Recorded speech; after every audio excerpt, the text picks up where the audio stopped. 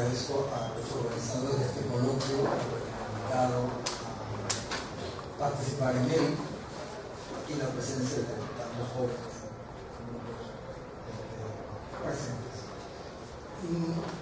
La verdad fue una oportunidad esta invitación porque me obligó a resumir y a poner juntas algunos asuntos, algunas reflexiones, algunas consideraciones sobre el sistema político de China en torno al cambio de gobierno o al cambio de personal que vimos en el sistema político de China que ocurrió a partir del año antepasado.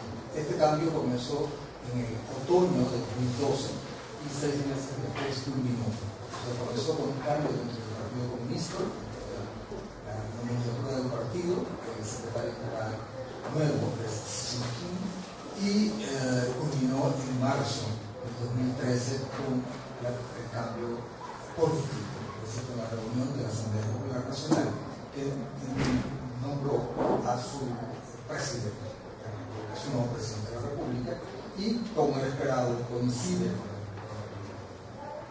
la persona que ocupa la Secretaría General.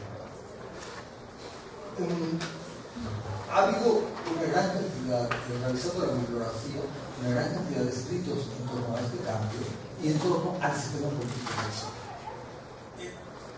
Sin embargo, esta cantidad de escritos muy académicos, unos u otros son simplemente artículos de opinión, pero es algo sobre lo cual uno puede generalizar, tienen en común que todos desconfían de la capacidad del sistema político de China, del Partido Comunista, para lidiar con una sociedad tan compleja como la que existe hoy en China.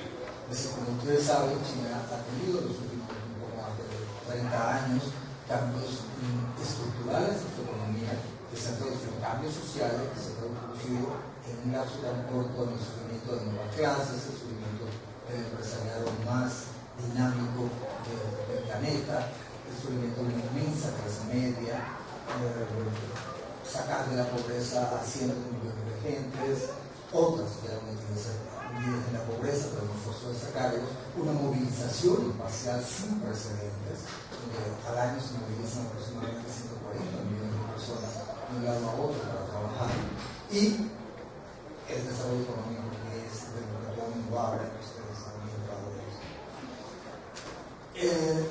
Ciertamente para el liderazgo chino se hace cada vez más difícil responder a los retos de la sociedad mundial. Esta dificultad obedece, o uno la puede colocar conociendo un poco de la historia, en dos ámbitos. El primer ámbito es el asunto de la legitimidad, y la legitimidad vista en términos de liderazgo, en términos de quién fue el caudillo que sacó a China o que logró poner la presidencia a partir de China. Esa primera generación de luchadores en los años 20 y 40 ya murió, la generación de Mao Zedong. La segunda generación de líderes que también lucharon en la guerra revolucionaria también han muerto, de la generación Deng Xiaoping. Esta generación tuvo, sobre todo la generación de Deng Xiaoping, la oportunidad de formar otras dos generaciones más. De manera que la generación siguiente, la cuarta, Jiang Zemin, que asciende al poder en vida de Deng Xiaoping, era por supuesto aprobado por este líder muy reconocido, no solamente por su lucha durante la revolución, sino por lo que hizo después. Y el liderazgo siguiente, el de Hu Jintao y Wen, eran jóvenes que también habían ascendido a cargos de administración pública durante la vida de Jiang Zemin, de manera que esta es la primera vez que hay un liderazgo que no fue favorecido por ninguno de los grandes personajes caudillos que participaron en la guerra o en la construcción del país. No está ni el padre de la revolución ni el padre de las reformas. De manera que tienen que enfrentarse a la sociedad china y lograr legitimidad y lograr aprobación en función de sus propios medios, no en la expresión de la.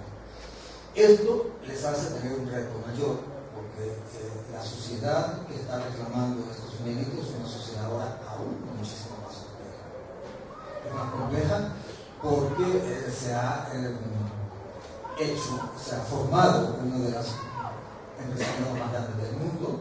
Este empresariado tiene dentro de sí una amplia gama de actividades. O sea, hay empresarios muy tradicionales que vienen de la remuneración primaria en el campo, hay empresarios ultra contemporáneos que provienen del comercio o la economía vinculada a la información, y de la misma manera que hay gente enriquecida a partir de los cargos políticos. Hay hijos que se enriquecieron a partir de sus padres, de su generación anterior, así como los retos internacionales. Junto con esta gran cantidad de individuos que estarían, digamos, dentro del empresariado, más una clase trabajadora también muy diversa y con pagos diferentes. O sea, una clase trabajadora ya se ha formado una especie de proletariado industrial calificado en las grandes ciudades del país. Hay otra que son los recién llegados del campo. Hay un sector que está todavía en el campo, que aunque ya la población del campo comunitaria en China con respecto a la urbana sigue siendo importante. Hay una enorme cantidad de asociaciones no gubernamentales lidiando con problemas que el Estado no puede resolver, y de la misma manera hay una discusión intensa, muy intensa, sobre qué debería ser el sistema político, cómo se deben llevar a cabo las relaciones internacionales, o sobre cómo se deben llevar a cabo las reformas que hacen falta o que para una parte del gobierno chino es necesario llevar a cabo. Es decir, hay gente muy liberal y gente un poco menos liberal en términos de la economía y en términos de las relaciones internacionales.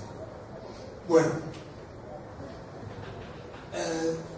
claro está que la discusión entre la élite intelectual que se dedica a estudiar el cambio político en China o el sistema político dentro de China ha estado lidiando o se ha movido dentro de extremos liberales que buscan o que piensan que un sistema abierto y de partidos es lo mejor que conviene al país.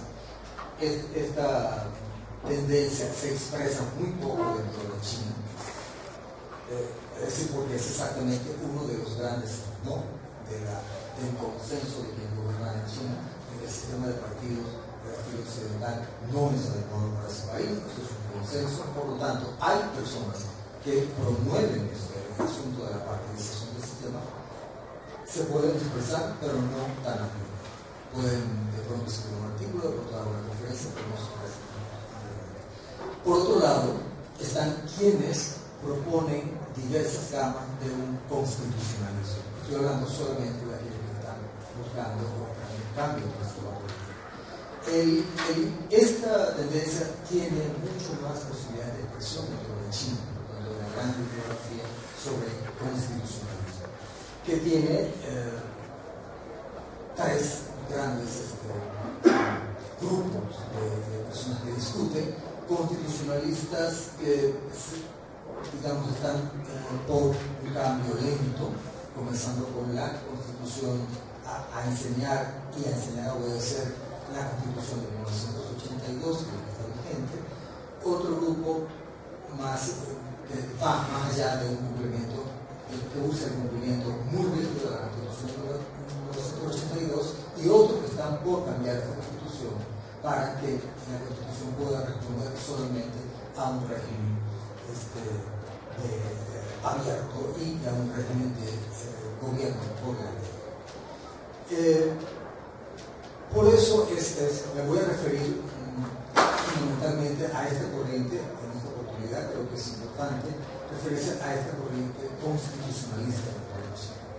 Y me voy a referir a ello porque precisamente la nueva dirigencia, en sus pocos espacios donde ha expresado, o lo poco que ha expresado en relación a Fidel Castro, ha sido en ese sentido, en el gobierno de la ley. El primer importante discurso que hizo Xi Jinping después de ser nombrado secretario general del partido y después de ser nombrado presidente de la República hizo una referencia con una metáfora interesante en ese sentido, que dijo que los políticos deberían estar encerrados en una jaula de leyes, que toda su acción, su poder de la élite política debería estar confinada por una jaula de leyes.